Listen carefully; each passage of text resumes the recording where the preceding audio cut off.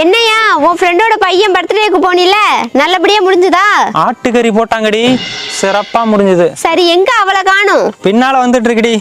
அப்புறம் ஒரு நல்ல விஷயம் நடந்துச்சு. அந்த ஃபங்க்ஷன்ல ஒரு அம்மா தட்டு நிறைய சாக்லேட் வச்சுக்கிட்டு எடுத்துக்க சொன்னாங்க. எல்லாரும் எடுத்துக்கிட்டோம். என் அண்ணமாவ நான் சாக்லேட் எடுக்க மாட்டேன், நீங்களே எடுத்து கொடுங்கன்னு மரியாதையா கேட்டு வாங்கிச்சு. எனக்கு ரொம்ப சந்தோஷமா ஆச்சரியமா இருந்துச்சு. எல்லாம் என் வளர்ப்பியா, அப்படிதான் இருக்கும். சித்தி, நான் சித்தப்பாவோட ஃபங்க்ஷனுக்கு போனேன்ல, அங்க என்ன சாக்லேட் எடுத்துக்க சொன்னாங்க. ஆனா நான் எடுத்துக்கவே இல்லை. ஏன் தெரியுமா? தெரியும்டி, பெரியவங்களுக்கு மரியாதை கொடுக்க தானே. அது இல்ல சித்தி, என் கை சின்ன கை, அவங்க கை பெரிய கை. அவங்க எடுத்து கொடுத்தா தானே சாக்லேட் நிறைய கிடைக்கும். அதான பார்த்தேன், நாய் நக்கிதானே குடிக்கும். இன்னைக்கு நாகரிகமா நாற்காலியில உட்காந்து குடிக்குதேன்னு. என்னங்க, கோயிலுக்கு இந்த புடவை கட்டிட்டு வரட்டா? இப்போ இந்த புடவை நல்லா இருக்குன்னு சொன்னா மட்டும் இதை கட்டிட்டு வந்துருவியா? இதை போட்டோ எடுத்து உன் ஃப்ரெண்ட்ஸுங்களுக்கு 10 பேருக்கு அனுப்பு. அந்த 10 பேரும் இது நல்லா இருக்குன்னு சொன்னா கூட இதை நீ கட்டிட்டு வர மாட்டேன். ஏமா? எல்லாரும் நல்லா இருக்குன்னு சொன்னா இது நல்லா இல்லைன்னு தானே அர்த்தம். அதனால தான் அப்படி பண்றேன். அப்புறம் ஏமா எல்லாத்தையும் கேட்டு தொலைகிற? எதையாச்சும் ஒன்று கட்டிட்டு வந்து தொலைய. உங்க அம்மா இன்னைக்கு நம்ம வீட்டுக்கு வரேன்னு சொன்னாங்களே, ஏன் வரலையா? அவங்க வரலையா? ஏன் வரல? என்ன காரணம்? மொத்த காரணமும் இவ தானே, இவளுக்கே தெரியும். இருந்தும் வெறுப்பேத்துறாளே. அவங்க வரலன்னா அதுக்கு 1000 காரணம் இருக்கும். அந்த காரணத்தை என்கிட்ட கேட்டா எனக்கு எப்படிமா தெரியும்? காரணம் என்னன்னு எனக்கு தெரியும். என்ன காரணம்? எங்க இங்க வந்தா நான் அவங்க கூட சண்டை போடுவேன்னு நினைச்சுக்கிட்டு வரலையே என்னமோ.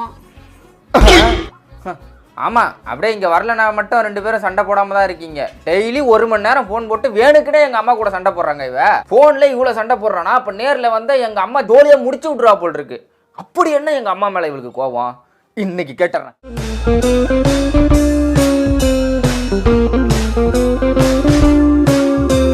என்னடி ரொம்ப நேரமா தேடிட்டு இருக்க? யோ, கொத்தனார் ஏதோ ரிங்குன்னு பேசிட்டு இருக்காரு. அவரு ரிங்கு இதுக்குள்ள விழுந்துருச்சு போல. எப்படியாவது அதை தேடி கண்டுபிடிச்சிட்டா அதை வித்து அவருக்கே சம்பளம் கொடுத்துடலாம். அறிவு கெட்டவள, இது தாண்டி ரிங்கு. அப்ப கையில போடுற ரிங்கு இல்லையா, கழுத்துல போடுறது குந்தான். என்னங்க, மேல் வீட்டில் குடி வந்திருக்காங்கல்ல, அவங்க என் டீயை குடிச்சு பார்த்துட்டு சூப்பராக இருக்குன்னு சொன்னாங்க. என்னை ஒரு டீ கடை கூட ஓப்பன் பண்ண சொன்னாங்க. அப்படியா? இவ போகிற டீயை நாய் கூட நக்கி பார்த்துட்டு 4 தெருவுக்கு அந்தாண்ட போய் டீ குடிச்சிட்டு வரும். இவ டீ எப்படி நல்லா இருக்குன்னு சொன்னாங்க? ஏமா, உண்மையாலுமே நீ போட்ட டீயை நல்லா இருக்குன்னு தான் சொன்னாங்களா? ஆமாங்க, இப்போ கூட நான் அவங்களுக்காக தான் டீ போட்டேன். போய் கொடுத்துட்டு வந்துடுறேன்.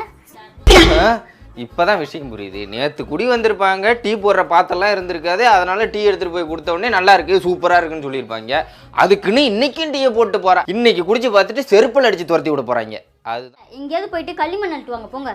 களிமண்ணா? எதுக்குமா? புள்ளியார் செய்ய போறியா? புள்ளியாரெலாம் நீ ஒன்றும் செய்ய வேணாம். புள்ளியார் ஆல்ரெடி வாங்கிட்டு வந்து வச்சாச்சு. புள்ளையார் செய்யறதுக்கு இல்லைங்க களிமண், கொழுக்குட்டு சுட. கொழுக்குட்டு செய்யறதுக்கு எதுக்கு களிமண்? புள்ளையாரே களிமண் தான் செய்கிறோம், கொழுக்குட்டையும் களிமண் தான் செய்யணும். போய் அழுட்டு வாங்க போங்க. நான் தான் இத்தனை நாள் பாவம் நினைச்சேன். புள்ளியாரு அதுக்கு மேல பாவம். என்ன செஞ்சு தொலைச்சாரோ? கூட்டிட்டு போறேன். இவ குருவி பழம் கேட்டாடி, அதான் பறிச்சு கொடுக்க போறேன். குருவி பழம் குருவி திங்கதான், கோழி திங்கல. கிளம்புடா. வாடி, அப்புறம் வருவோம்.